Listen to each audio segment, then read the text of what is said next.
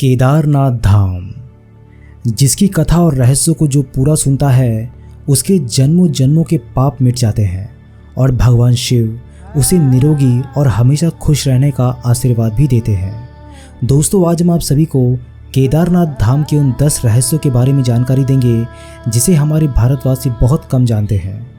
भगवान शिव खुद यहाँ पर 24 घंटे विराजमान रहते हैं और ऐसे में उनके इस धाम की कहानियों के बारे में जो भी सुनता है वो धन्य हो जाता है।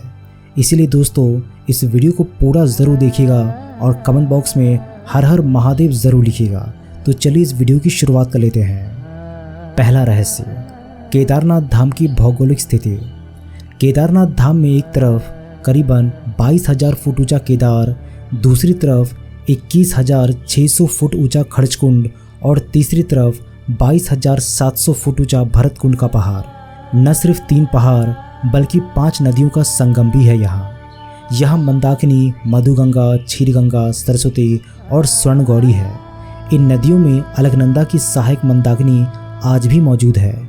इसी के किनारे है केदारेश्वर धाम। यहाँ सर्दियों में भारी बर्फ और बारिश में जबरदस्त पानी रहता है। केदार घाटी में 2 पहाड़ है, नर और नारायण। विष्णु के 24वें अवतार में एक नर और नारायण ऋषि की यहाँ तपोभूमि है। दूसरी ओर बद्रीनाथ धाम है जहाँ भगवान विष्णु विश्राम करते हैं। दूसरा रहस्य, केदारनाथ धाम का रहस्यमय निर्माण। केदारनाथ मंदिर का निर्माण बड़े बड़े पत्थरों, चट्टानों, शिलाखंडों से किया गया है। इन शिलाखंडों को आपस में जोड़ने के लिए इंटरलॉकिंग तकनीक को अपनाया गया है, जिसमें कहीं भी सीमेंट इत्यादि का प्रयोग नहीं किया गया है। अब इसमें सबसे बड़ा रोचक तथ्य व रहस्य ये है कि केदारनाथ धाम स्वयं समुद्र तल से 22,000 फीट की ऊंचाई पर स्थित है। इतनी अधिक ऊंचाई पर इतने विशाल शिलाखंडों को पहुंचाना व फिर उन्हें एक के ऊपर एक रखकर इंटरलॉकिंग करना किसी मानव के लिए सक्षम नहीं दिखता। आज तक इस रहस्य का खुलासा नहीं हो पाया कि आखिर इतने भारी पत्थर को इतनी ऊंचाई पर लाकर व तराश कर कैसे मंदिर की शक्ल दी गई होगी। खासकर ये विशालकाय छत कैसे खंभों पर रखी गई होगी। तीसरा रहस्य, इस मंदिर का निर्माण किसने और क्यों किया। ऐसा कहा जाता है कि इस मंदिर के निर्माण के पहले यहाँ पर एक दूसरा मंदिर हुआ करता था जिसे पांडवों ने बनाया था, लेकिन वक्त के थप्पड़ों की मार के चलते ये मंदिर विलुप्त हो गया। उसके बाद जगतगुरु आदि शंकराचार्य जी केदारनाथ आए और फिर उन्होंने इस मंदिर का निर्माण करवाया। इस मंदिर के पीछे ही उनकी समाधि है। इसका गर्भगृह अपेक्षाकृत प्राचीन है, जिसे 8वीं शताब्दी के लगभग का माना जाता है। पहले 10वीं शताब्दी में मालवा के राजा भोज द्वारा और फिर 13वीं शताब्दी में मंदिर का जीर्णोद्धार करवाया गया था। चौथा, केदारनाथ शिवलिंग की स्थापना कैसे और क्यों हुई। जब महाभारत युद्ध के बाद पांडवों पर अपने भाइयों और सगे संबंधियों की हत्या का दोष लग गया था, तब भगवान श्री कृष्ण ने उन्हें भगवान शिव से क्षमा मांगने का सुझाव दिया था। लेकिन शिव जी पांडवों को क्षमा नहीं करना चाहते थे, इसीलिए उन्होंने पांचों की नज़र में न आने के लिए बैल यानी नंदी का रूप धारण कर लिया और पहाड़ों में मौजूद मवेशियों में छिप गए थे। लेकिन गदाधारी भीम ने उन्हें देखते ही पहचान लिया। भगवान शिव के दर्शन पाने के लिए पांडवों ने एक योजना बनाई और भीम ने विशाल रूप धारण करके अपने दोनों पैर केदार पर्वत के दोनों ओर फैला दिए। सभी पशु भीम के पैर के नीचे से गुजर गए, लेकिन भैंस के रूप में भगवान शिव भीम के पैर के नीचे से नहीं निकले। तब भगवान शिव को पहचान कर भीम ने भैंसों को पकड़ना चाहा तो वो धरती में समाने लगा। तब भीम ने भैंसे का पिछला भाग कस के पकड़ लिया। भगवान शिव पांडवों की भक्ति से प्रसन्न होकर उन्हें दर्शन देकर पाप मुक्त कर दिया। कहा जाता है कि तभी से भगवान शिव यहाँ भैंस के पीठ की आकृति के रूप में पूजे जाते हैं। मान्यता है कि इस भैंस का मुख नेपाल में निकला, जहाँ भगवान शिव की पूजा पशुपतिनाथ के रूप में की जाती है। पांचवा, केदारनाथ धाम और रामेश्वरम धाम का एक सीध में होना। दोस्तों, आपको जानकर यह आश्चर्य होगा कि एक रेखा पर बने हैं केदारनाथ और रामेश्वरम मंदिर। केदारनाथ मंदिर को रामेश्वरम मंदिर के सीध में बना हुआ माना जाता है। उक्त दोनों मंदिर के बीच में कालेश्वर, श्री कालाहस्ती मंदिर, एकांबरेश्वर मंदिर, अरुणाचल मंदिर और तिले नटराज मंदिर और रामेश्वरम मंदिर आता है। ये शिवलिंग पंचभूतों का प्रतिनिधित्व करती है, लेकिन आज तक इसका खुलासा कोई नहीं कर पाया कि आखिर ये मंदिर एक ही सीध में कैसे और क्यों बनाए गए थे। आखिर केदारनाथ धाम 400 वर्षों तक क्यों और कैसे गायब हो गया। देहरादून के वाडिया इंस्टीट्यूट के हिमालयन जियोलॉजिकल वैज्ञानिक विजय जोशी के अनुसार 13वीं से 17वीं शताब्दी तक यानी 400 साल तक एक छोटा हिमयुग आया था, जिससे हिमालय का एक बड़ा क्षेत्र बर्फ के अंदर दब गया था। उसमें यह मंदिर क्षेत्र भी था। वैज्ञानिकों के अनुसार मंदिर की दीवार और पत्थरों पर आज भी इसके निशान देखे जा सकते हैं। दरअसल केदारनाथ धाम का ये इलाका चोराबाड़ी ग्लेशियर का एक हिस्सा है। वैज्ञानिकों का मानना है कि ग्लेशियरों के लगातार पिघलते रहने और चट्टानों के खिसकते रहने से आगे भी इस तरह का जल प्रलय या प्राकृतिक आपदाएं जारी रहेंगी। 7वां, केदारनाथ धाम का रहस्यमय दीपक। दोस्तों, केदारनाथ धाम के साथ साथ यहाँ मौजूद दीपक बहुत रहस्यमय है। दोस्तों, आपको जानकर ये आश्चर्य होगा कि ये दीपक 6 महीने तक नहीं बुझता। दीपावली महापर्व के दूसरे दिन शीत ऋतु में मंदिर के द्वार बंद कर दिए जाते हैं।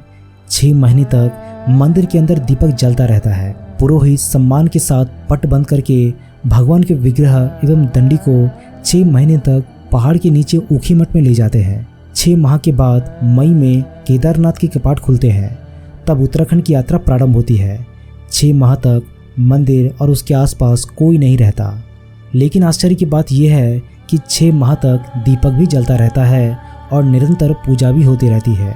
कपाट खुलने के बाद ये भी आश्चर्य का विषय है कि वैसी की वैसी सफाई भी यहाँ मिलती है जैसे कि मंदिर को बंद करते वक्त छोड़ा गया था। 8वां रहस्य, आखिर क्यों और कैसे लुप्त हो जाएगा केदारनाथ धाम। पुराणों की भविष्यवाणियों के अनुसार इस समूचे क्षेत्र के तीर्थ विलुप्त हो जाएंगे।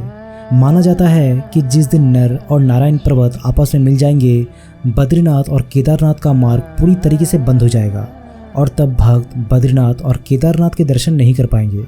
पुराणों के अनुसार वर्तमान बद्रीनाथ धाम और केदारेश्वर धाम लुप्त हो जाएंगे और वर्षों बाद भविष्य में भविष्य बद्री और भविष्य केदार नाम के नए तीर्थ का उद्गम होगा। 9वां रहस्य, केदारनाथ धाम में मौजूद भीमशिला का रहस्य। वर्ष 2013 में केदारनाथ में आई प्राकृतिक आपदा के बारे में कौन नहीं जानता। ये आपदा इतनी भीषण थी कि लगभग 1000 से ज़्यादा भक्तों की मृत्यु हो गई थी। वह केदारनाथ जाने का मार्ग पूरी तरीके से तहस नहस हो गया था। लेकिन आश्चर्य की बात तो ये है कि मुख्य मंदिर को कुछ भी नुकसान नहीं पहुंचा।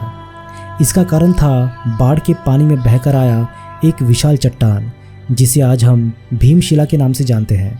2013 में जब बाढ़ का पानी तेज गति के साथ केदारनाथ धाम मंदिर की तरफ बढ़ रहा था, तब उस पानी के साथ साथ एक विशालकाय चट्टान भी बहती हुई मंदिर तक आए और ठीक मंदिर के पीछे आकर रुक गए। बाढ़ का पानी उस चट्टान से टकराकर 2 भाग में बंट गया।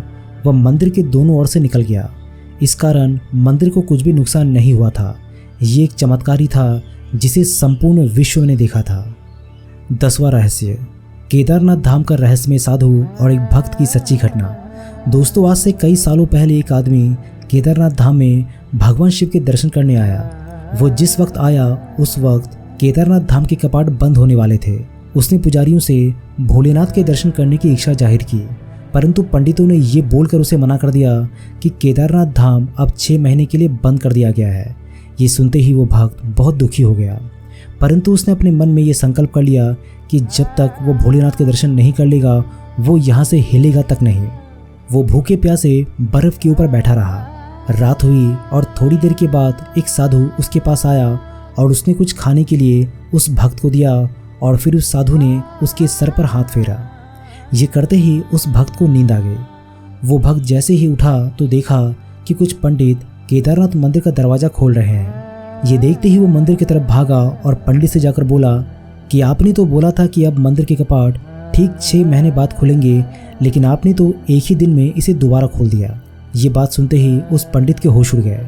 उस पंडित ने उस भक्त को गौर से देखा और कहा, तुम तो वही भक्त हो ना जो 6 महीने पहले आए थे और दर्शन करना चाहते थे। उस भक्त ने बोला कि हाँ, मैं वही हूँ, पर आपने तो कल ही मंदिर के दरवाजे बंद किए थे।